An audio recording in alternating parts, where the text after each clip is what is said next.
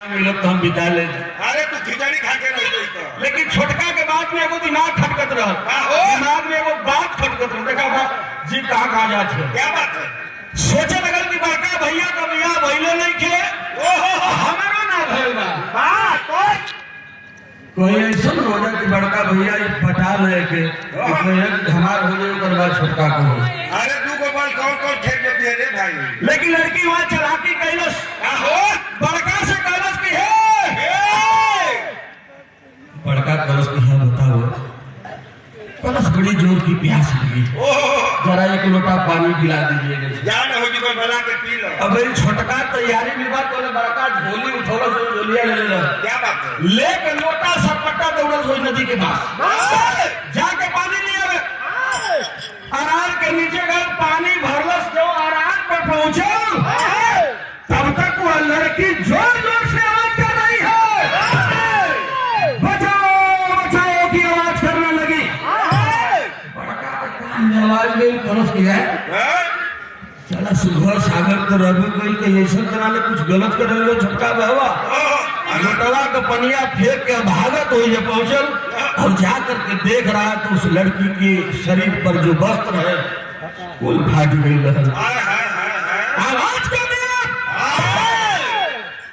ऐसे क्या होगा तुम्हारे साथ?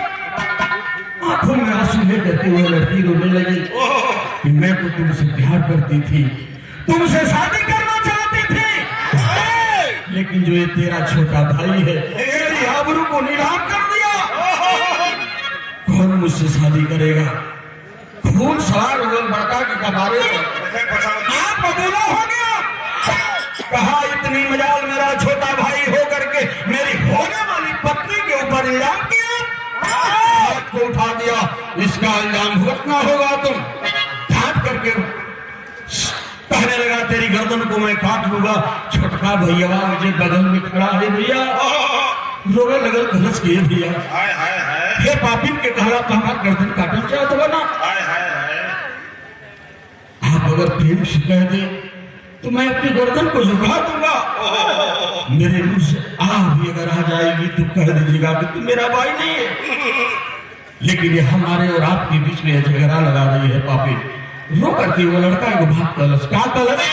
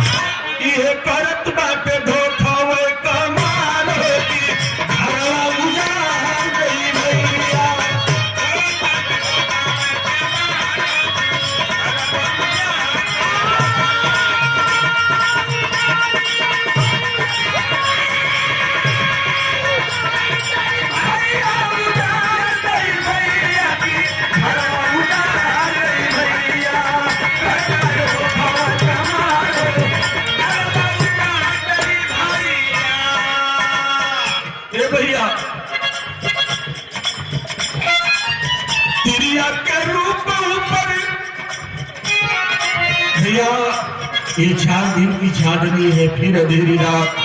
भाई तो भाई होता है, अगर भाई चला गया तो आपका भाई नहीं मिलेगा। लेकिन जब सर में खून सवार होला है भैया तो होला का तिरिया के रूप पर ऊपर भैया